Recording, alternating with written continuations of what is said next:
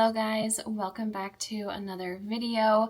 Halloween is tomorrow and I wanted to do one last spooky reading vlog because I've been reading the book The Last One at the Wedding. So I pulled my camera out, I was getting ready for the day, and I thought, why not just chat while I get ready? So here we are.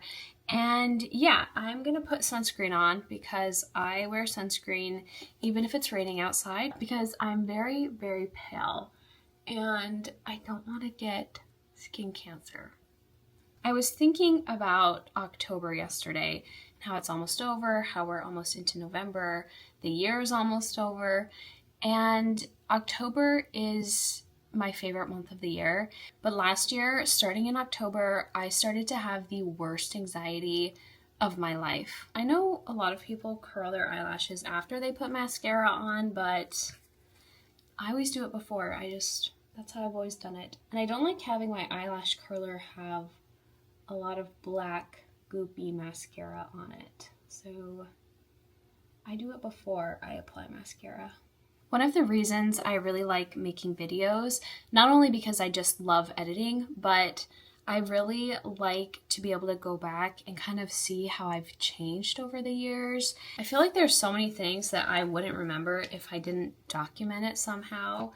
So yeah, I was thinking about last October, and essentially what happened was I started having panic attacks and I had really, really bad anxiety.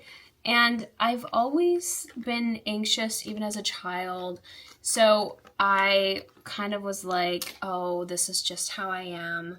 It will go away. But it didn't. It just got worse and worse and worse. Got to the point where I was only getting like 3 or 4 hours of sleep every night for weeks. And every time I left my house, I was like sick to my stomach. I felt physically ill. I would be spending time with friends, and the only thing I was thinking about was, when can I go home? So you know how you have your fight, flight, or freeze response? I had a few times where I entered what I call my zombie mode, where essentially I was having like a panic attack where I couldn't function. Like my body would shut down and Leo would be like talking to me and I could see his lips moving, but I couldn't process anything that he was saying. And there was like a rushing sound in my ears. My heart was racing. I was having like cold sweats. So eventually at the end of 2024, I was like, I cannot do this anymore. I have to get help for this. I had been to therapy before when I was younger, so I thought that I had like all of the coping mechanisms that I needed, but obviously I did not. I was really confused because I felt like I was doing everything that they usually tell you to do. I was eating healthy, exercising, I was trying to go to bed. I went to bed consistently. I would just stare at the ceiling for hours.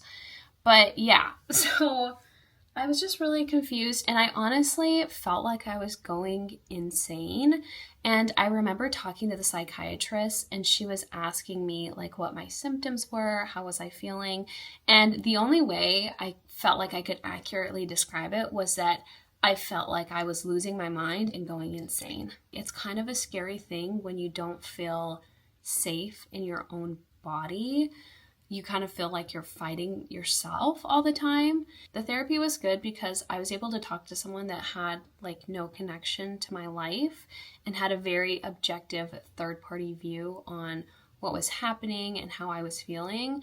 I know that not all medications work for everyone, and I was quite skeptical, and for a long time I was like, no, I don't need medication. I'm fine. I can just deal with this on my own. But I remember the psychiatrist was like, I really think this will help you. I think you should give it a go.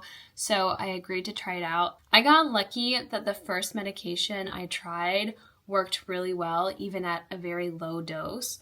But the thing with anxiety medication is that you can't really just take it and expect it to work. You have to be committed to taking it for months before you might see any difference. And I asked the psychiatrist how I would know if it was working. And she told me, oh, well, things will just get easier.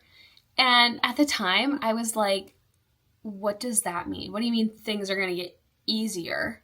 For me, when I was feeling really, really anxious all the time, having somebody say, like, oh, just relax, or even, this won't last forever, this will pass, was like the most unhelpful thing. Because when you're going through something like that, it doesn't feel like it will ever end. Like, I truly thought I was going to be like this for the rest of my life. I wish I would have been kinder to myself. I really beat myself up for feeling that way and kind of just feeling like I was failing at life in general. After a few months of therapy and taking Lexapro, I started to feel like myself again. And I was just thinking about that the other day, and I'm really proud of how far I've come, because it was really dark and hard, and it was just a rough time all around. I feel really grateful for my family and for Leo and his patience and love during that time. That really, really helped a lot.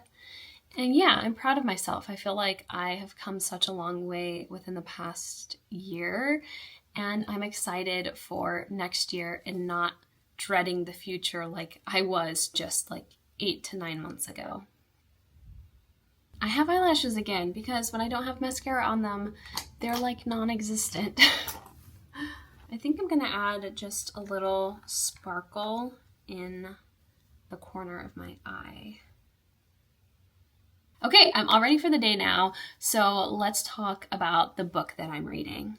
I bought this blanket when we were in Taiwan from Muji, and it has this little button so you can like wear it as a sort of poncho. And then when you're reading, holding your book or your Kindle, your arms don't fall out of the blanket because the blanket is very secure around your neck, and I love this so much. Let's talk about the book, The Last One at the Wedding. I started listening to this on our road trip last weekend, and I've been really enjoying the narrator for the audiobook.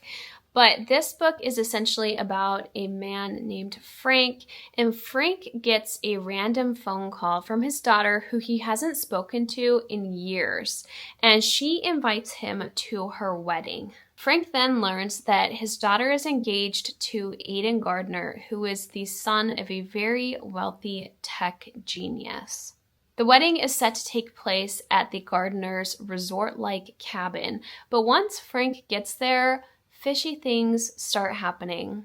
The next day after arriving at the camp, a woman is found dead in the lake, and Frank starts to question what exactly happened to this woman. Because a lot of the signs point to Aiden as being the culprit, I don't think it's him, and I personally believe that Frank's daughter, Maggie, is not as innocent as he thinks she is. I am going to do some reading now and give you guys an update in just a bit.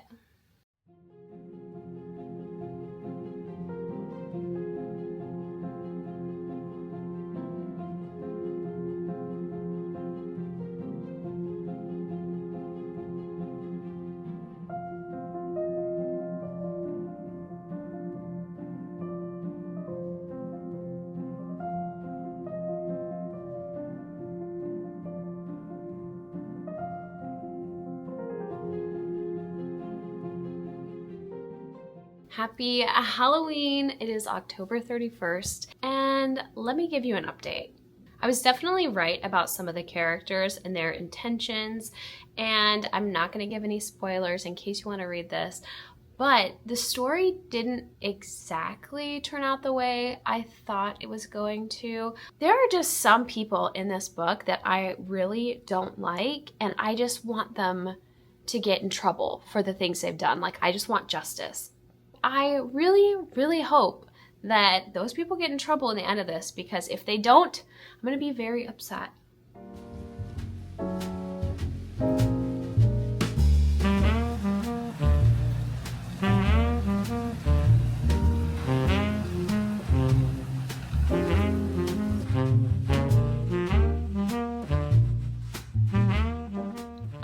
finished reading the last one at the wedding, and I can say that the last few chapters really had me like sitting on edge. I could not put it down. It was so intense. Not in like a I'm gonna die serial killer kind of way, but more like I just really wanted things to work out for Frank.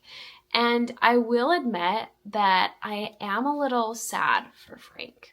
I think I would rate this like a 3.5, borderline 4 stars, but more like 3.75 maybe. I did enjoy it. I did speed through it really quickly, and it was definitely a book that kept me reading and reading and reading. I also wanted to share my bullet journal for November because I'm going to Universal Studios in just a couple of weeks. And so, of course, it is Harry Potter themed. It isn't completely finished. I still have a few more pages to add, but this is what it's looking like. I really, really like the front page. I just have a calendar. I've got some stickers and some just little illustrations and pictures that I drew. And then on the next page, I just have a sticker of the Sorting Hat. And over here, I have created my fall bucket list. So I've actually completed some of these already, and I need to mark them off. And then down here, I just have this Hogwarts packing list. Then I have my book tracker, and that's as far as I've got so far. I still need to do my habit tracker and then some pages for like weekly goals. But yeah, I really, really love the front page. I just think it turned out so good. That is my last reading vlog for October. I hope you guys enjoyed this video, and I'm gonna go get cozy and play some Botany Manor. I've been like obsessed with that game recently. It's just the cutest like walking puzzle game where you play as a botanist in the 1800s who's working to solve how to sprout and grow specific plants. It kind of makes me think of the game Myst that I used to play as a kid, or rather I used to watch my brother play it as a kid. The puzzles are like the perfect amount of difficult but still solvable. It's so satisfying when you solve one of the puzzles, and I've been really loving it. So I will include a link to that game in the description below if you want to check it out. But I'm gonna go play some of that, wind down, and I will see you guys again very soon.